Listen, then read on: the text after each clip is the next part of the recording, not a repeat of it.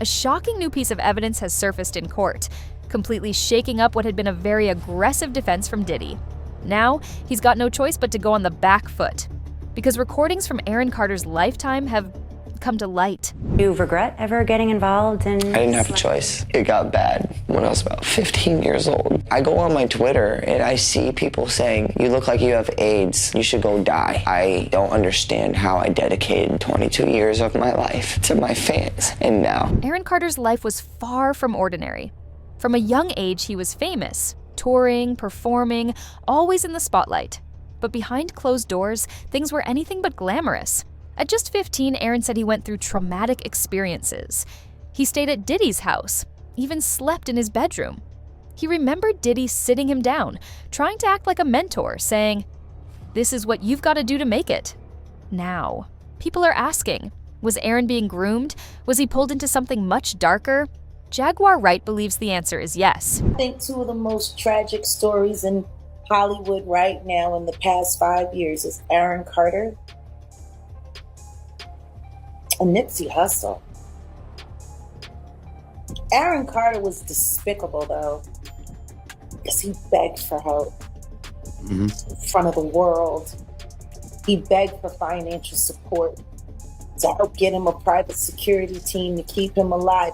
He said on numerous occasions, "If anything happens to me, I promise you, I am not vital." And no one said anything.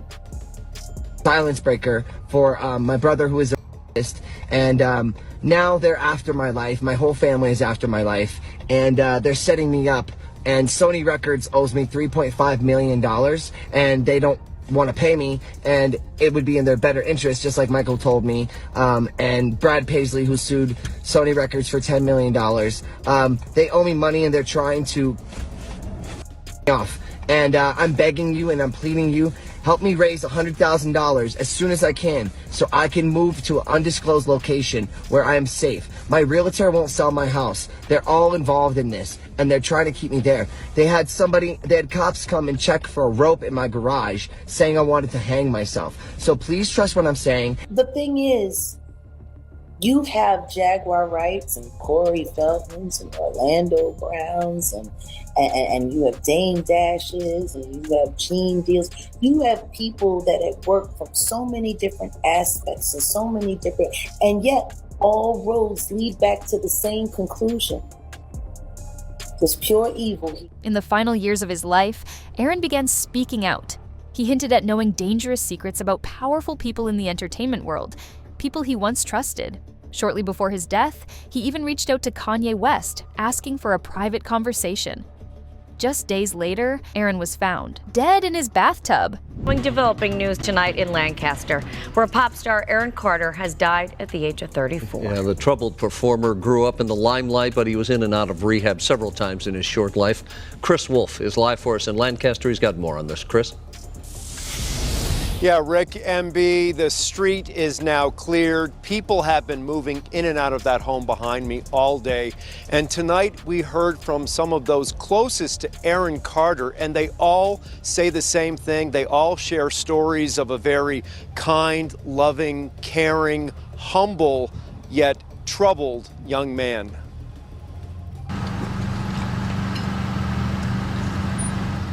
It's the tragic death of a young performer, and now family, friends, and fans around the world are suffering the loss.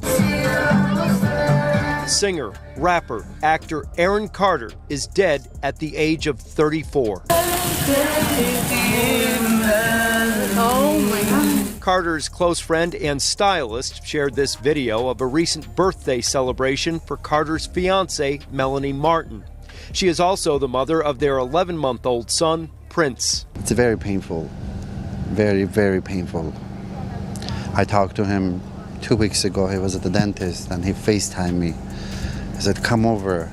And I said, I have work to do. I wish I could have just go see him at least one more time. LA County firefighters say they received a call about a drowning. The LA County Sheriff's Department says a house sitter called 911 around 11 a.m. Saturday to report a man unresponsive in his bathtub. It was Carter. Here's where things get strange. Kanye, never one to hold back, later claimed Aaron's death wasn't just a tragic accident. He pointed the finger at Harley Pasternak, a Hollywood-connected personal trainer. Kanye claimed Harley once threatened to drug him and lock him away if he didn't obey orders. Some now believe Harley acts as a handler, a behind-the-scenes controller of certain celebrities. November 19th, 2016, a week and a half after Donald Trump won the presidential election, Kanye West, now known as Ye, held a concert in Sacramento. Most people in the audience were, of course, young people and presumably Hillary Clinton voters and presumably deeply disappointed by her loss a week and a half before. 2 days later, Kanye West was in the hospital. Well, at the house of his family's exercise trainer, a man called Harley Pasternak, West apparently suffered some kind of mental break. Pasternak called an ambulance to pick him up. West was taken away, and then he was sedated with at least 7 different psychiatric medications, including benzodiazepines, lithium, sleeping pills, and olanzapine. News reports suggested that West had experienced a profound psychiatric episode. He'd gone completely off the deep end. He'd gone crazy, and they've been saying that ever since. West, over time, though, told a very different story. In his telling, after what he'd said on stage in Sacramento, Harley Pasternak was trying to shut him up.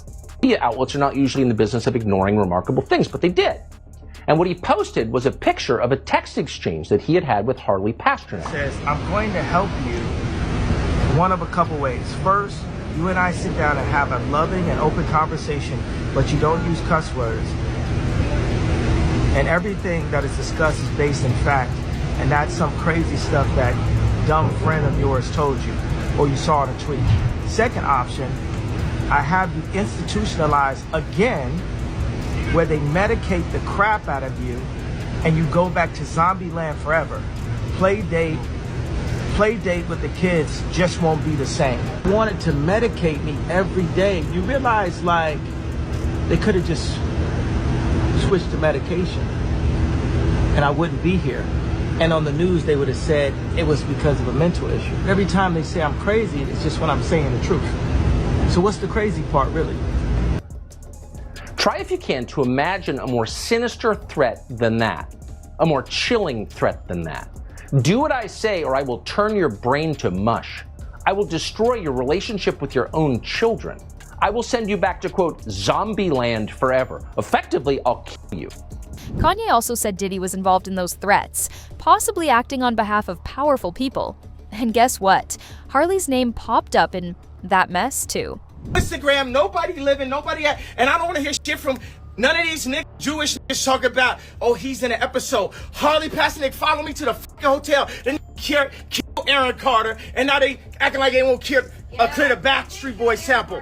You get what I'm saying? Harley Pasternak, Pusha, your trainer. Harley Pasternak, Jay-Z. You get what I'm saying?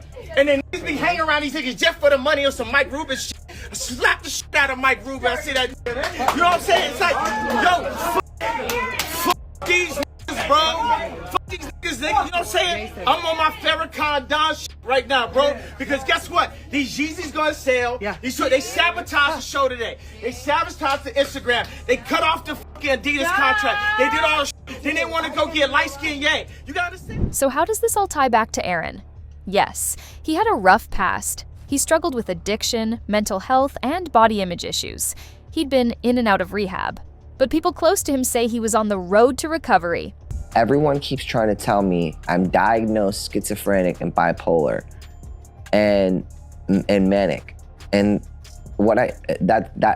that's what I said. And instead they clipped it to where it says, I've been diagnosed bipolar and schizophrenic, all for clickbait. Okay, well, my ex-mother-in-law was schizophrenic, and she would talk to herself. She would hear voices. Okay.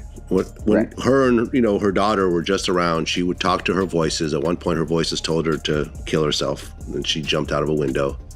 Schizophrenia is a very, very serious thing. It's not like just one of these regular. So you grew up with it. Well, I've been around it, yes. So, talking to me, would you consider me a schizophrenic? Absolutely not. Would you consider me manic depressive? Doesn't appear to be.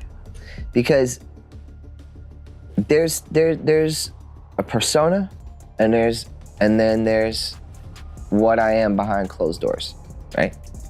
And that there's a difference between that kind of persona and then my personal life, you know? And I will stand up for myself and I will be loudmouth. I'm entitled to my freedom of speech. So when I see people smearing my name or coming at me, I'm gonna come at you with my words first, my intelligence, and I'm gonna try to get you to calm your ass down. And if you don't, I'm gonna have process servers come find you. When you hear that Wade Robson claimed that Michael Jackson was molesting him and now he's suing the Jackson estate and so forth, well, what's your take on that? Who's suing? Wade. He's suing the estate. Yes. Him and the other guy are both suing. Why can't y'all go out and make your own money? Get a job at freaking Starbucks or something, man. Come on. I mean, Jesus Christ, bro. Like, sorry to use the Lord's name in vain, but like, yo, man. Why you gotta go after, he's got kids. He's got an executor of the estate that runs it great raffle. Like, I don't understand why.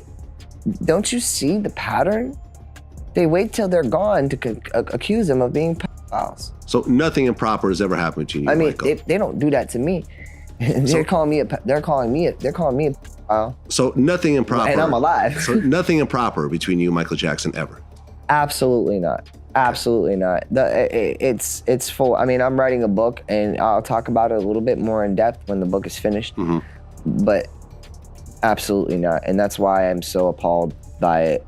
It doesn't make sense to me. It doesn't make sense about Luke Perlman because he never did anything like that to me. It never made sense with Michael Jackson because he was nothing but nice and kind and loving to me. I smoked weed with Michael. Okay. Like, how old were you when you knew him? I was 15, 16 years old. Okay. I did the song What More Can I Give? He called me in to do the song with Luther Vandross. He picked Luther, Usher, Celine Dion, me, my brother, and Destiny's Child, and Billy Gilman. And those are the people he picked to do What More Can I Give? Well, from your perception, why do you think a grown man like Michael liked to be around children like yourself? Well, he told me, and because I asked him, you know me, y'all know me now, I'm very candid. I was like, so what's up with like, you know, your thing with like the little kids and like your statues around your house of like Peter Pan and stuff? It's like, what's up with that? Why'd you call it, why are you calling it Neverland? Like, you want to live forever? Like, no, he started giggling and he said, because the best way in the music industry to stay relevant is to always keep instilling a positive message into the younger youth. Then came November 5th, 2022, just one day after Diddy's birthday. Aaron was found dead at home. At first, police didn't treat it as suspicious. They thought it was another sad case of addiction, but things didn't add up. Neighbors Anthony and Amanda Chavavel, both medically trained, heard the emergency call on their police scanner and rushed to help. Amanda had a defibrillator with her, ready to save a life. But when they got to Aaron's house, the house sitter refused to let them in. She even locked the door and ran away. When police arrived just minutes later, she still tried to block them. Eventually, officials claimed Aaron drowned in his bathtub after inhaling compressed gas. But the toxicology report took 5 months to be released, much longer than usual. Meanwhile, fans started digging. They found videos Aaron posted shortly before his death saying he didn't feel safe, that people were after him, that his life was in danger. Even his family said they suspected foul play. Carter was found dead in a bathtub in his home in Los Angeles last November. Since that time, TMZ has reported the LA County coroner did not find water in his lungs, meaning he didn't drown. Carter's mother, Jane Schneck, posted photos on Facebook that show the bathroom where her son was found. She wrote on Facebook, "Because of my son's mental illness and prescription drug issues, they, the cops, just wanted it to be something easy that they didn't have the time or inclination to address." Schneck wants a more thorough investigation. She wrote that her son was receiving threats from many people, and she believes there were people out there who wanted to harm him. So joining me to discuss this issue and the death of Aaron Carter is Joseph Scott Morgan. He's a forensic death investigator and also the host of the Body Bags podcast. Joseph, welcome back to Sidebar. Thanks for coming on. Thanks for having me, Antoinette. Good to be here. So let's talk a little bit about Aaron Carter's death. He was found in a bathtub in his home. We see from these photographs that there was some discoloration in the water. I have a feeling that was probably from his body releasing fluids following his death. So what can we glean thus far, aside from the fact that he didn't drown? They didn't find water in his lungs, according to this report by TMZ. Well, if you're talking about the death investigation itself, we can glean the fact that they haven't come back with toxicology results yet. So at this point, and as you know, medical examiners and coroners are, I don't want to use the term notorious, but it takes time for these things to be fully realized because these tests take time. You don't, in a death investigation, you don't want things hurried up. And it seems as though some parties that are involved in this case want it sped up. And that's the most dangerous thing you can do. So it takes time to analyze all of this and not just look for what we refer to as qualitative results, but quantitative results. The mother has already stated that he's got a history of drug abuse. I think that's pretty widely known. However, it's not going to be surprising to find things in the system, but exactly how much is there? That's where we turn to quantitative, and that takes time. What degree they did this examination is still in question. We've got a big indicator. The mother has stated that there was no water found in his lungs. The only way that can be assessed is by conducting a full autopsy, where the body is open and methodically each organ system is examined and samples of those organ systems are taken. And not only are they going to do toxicology into that, they're going to do histology, which means when we take those little bits of organs at autopsy, they'll cut them into very slight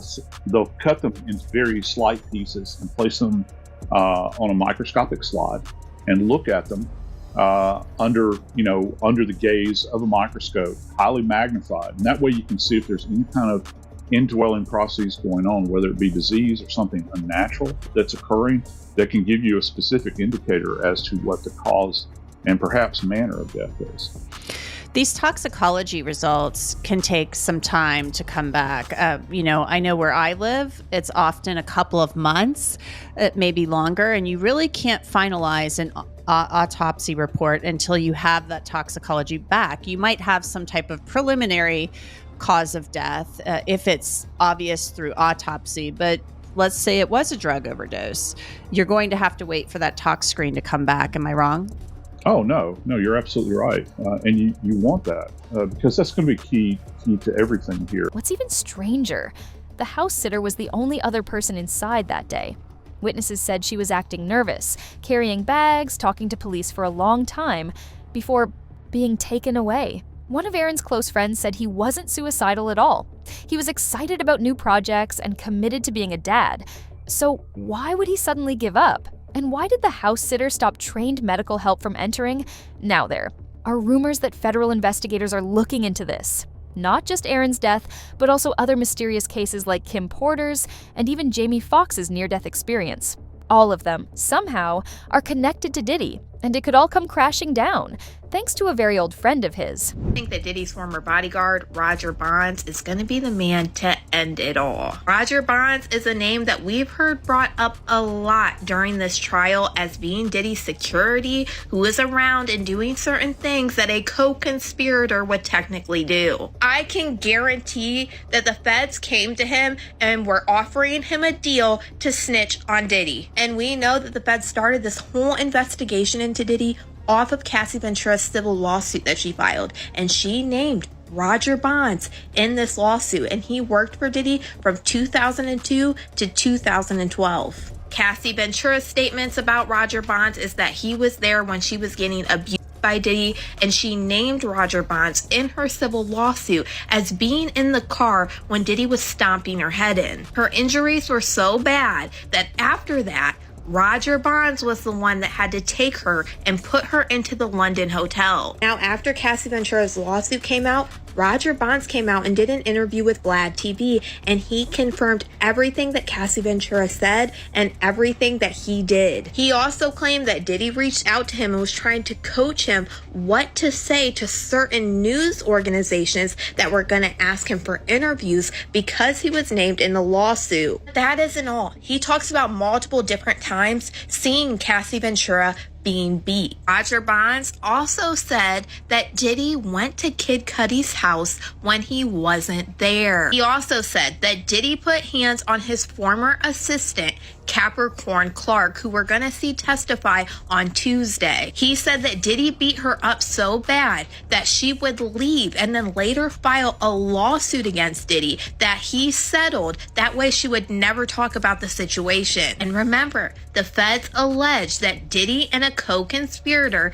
kidnapped a female victim to make her facilitate the break-in of Kid Cudi's house. Now, we know that Capricorn Clark's testimony is going to come into play about Kid Cudi's house being broke into, because in Kid Cudi's testimony, he confirmed that Capricorn Clark told him that Diddy and an affiliate, which I wonder if it's Roger Bonds, forced her in a car to go to his home. And Roger Bonds also talks about Kid Cudi's car with the Molotov. Roger Bonds also confirmed that Diddy did have a substance problem and he would use a ton of different substances, and he would send members of the Combs enterprise like security and more to go pick up prescriptions in their own name. Roger Bonds said that he would actually do this for Diddy himself on multiple. Was Aaron Carter silenced because he knew too much? Did he uncover a dark side of Hollywood that some people would do anything to protect? Oh, they were calling bomb threats to your house? They were swatting me, which means they were like saying that I was overdosing, or getting police to come to your house, basically, and break down the doors. Break down the doors. If I would do like a sleep stream on my YouTube, they'd say, "Oh, he's passed out and overdosed on drugs," and they call the cops. They called the cops on us the other day because we deleted our social medias. So anything they can do to try to continue building cases is what they're doing, and they'll go to fucking lengths that you are unfathomable. Yeah. As that documentary says, unbelievable. Harvey Weinstein. So at the same time, like, I will never accept them into my life unless they send me an engraved apology. It doesn't have to be public, but let me let you guys all know something out there. If you ever see us ever again, they apologize. And just like some people believe Diddy may have tried to silence Aaron Carter, there are now claims he also tried to erase what Cassie Ventura knew. At least according to Homeland Security, Josh Croft, a digital forensics expert with Homeland Security Investigations, told the court they recovered multiple laptops belonging to Cassie, Diddy's ex-girlfriend. One of them, a MacBook Pro from around 2010 or 2011, had been completely wiped, reset to factory settings. But Croft wasn't done. He pulled the hard drive and was able to recover a ton of data that hadn't been fully erased.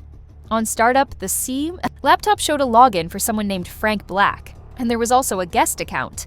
All the photos of what investigators seized from Diddy.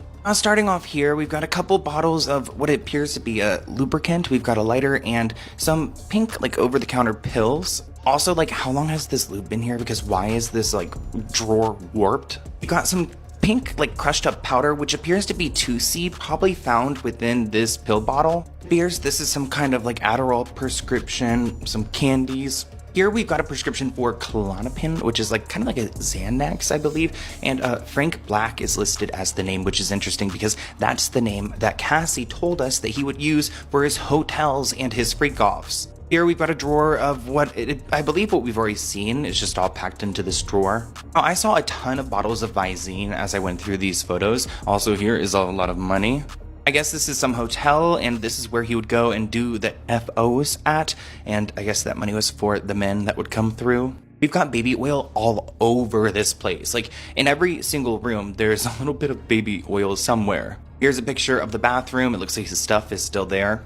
I don't know when they came and took these photos. Like, his phone is still there. It looks like all of his stuff, his glasses are still there. They just came in there and then got him out of there and went through it all. Here are some more bottles of lube that look like they were found in maybe a shower or a bath. And this one made my stomach sink. Actually, I have one right here because this is what I put all my files on. This holds so much. You can put a ton of videos and pictures and things like that on there, which to me, that looks like it's evidence with all the FOs, the videos. And Another laptop powered on but made strange clicking noises. Croft had to remove its drive too.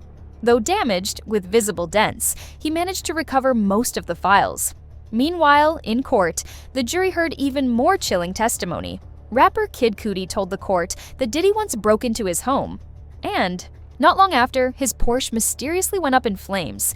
Both incidents, he said, happened after Diddy found out he was dating Cassie. Cudi testimony, it was fiery, figuratively and of course, literally. He told the court that he started dating Cassie around 2011, and in December of that year, Cassie told him Diddy had found out about us. The same day, he said that he got a call from a Diddy employee who told him that Diddy was at his house. So Cudi, he went home and he called Diddy on the way. He said it went something like this. I said, MFer, you in my house? And he was like, what's up? I was like, MFer, are you in my house? And he said, I just want to talk to you. I was like, I'm on my way over right now. He was like, I'm here. Now, when Cudi got home, no one actually was there. But he said security cameras had been moved, angled away from where they were originally pointed before he left his home. Gifts from Chanel that he had for his family on the kitchen counter, they had been opened. And his dog, who normally roamed free around the house, was suddenly locked in the bathroom. And you fast forward to January 2012, Cudi testified that this happened. His dog watcher called to tell him that his Porsche was on fire.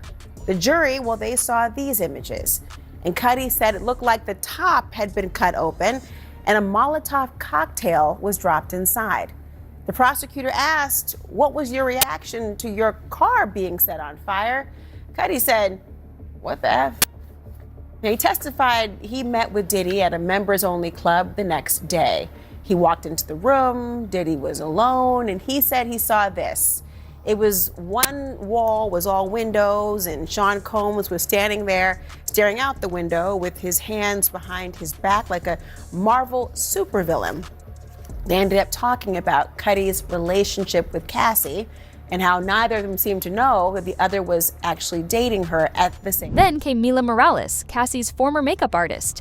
She testified about a terrifying night during Grammy weekend in 2010. She said she witnessed a violent outburst between Diddy and Cassie in a hotel room and feared for her life. Leading us off tonight is CNN's Kara Scannell, who has been in court every day of this trial. Kara, despite Kid Cudi indicating that Diddy was behind the Molotov cocktail that he says set fire to his Porsche, he also noted he had found peace with an apology that he received from Diddy a few years later. What happened? Yeah, so after the Molotov cocktail incident, Kid Cudi said that he reached out to Combs, and because Combs had been trying to get in contact with him and he wanted to settle things. So he said that they agreed to meet at the Soho house. This was in January of 2012. And he said he walked into the room and Combs was standing in front of glass windows with his hands behind his back, which Kid Cudi said made him look like a Marvel superhero villain.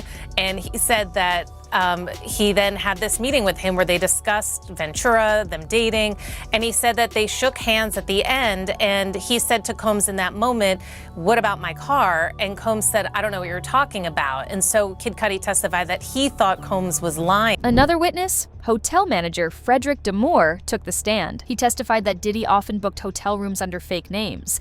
Ryan Lopez, Jackie Starr, Frank White, and Frank Black, with records dating back to 2006. One 2010 entry even mentioned candle wax being found in a room booked under the name Jackie Starr. Now people are asking, is there a pattern here? Are these coincidences, or are they connected? So you think if Diddy, if he beat this case, he going after Cassie? Yeah. Well, y'all don't know Puffy. Y'all don't know Puffy. Y'all think this man's some sweet homosexual or something like. You costing me everything. He's a malicious person. He's had a mentality of I will not lose for so long. Anybody from the smallest, from the janitor to the CEO, If you did something he didn't like, he has got his revenge. From the janitor to the CEO in the building. He don't care how small you are, you're not gonna play Puffy. And she knows what she know what I know.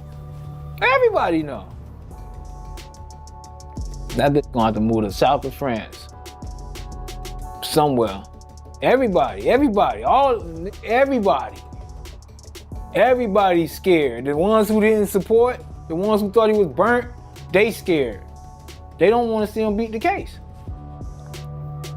They thought he was fried, which I think he fried, but I mean, me and Baz was having this conversation. She was like, yo, I don't think this nigga gonna do life, yo. I can't see him doing life. Rapper.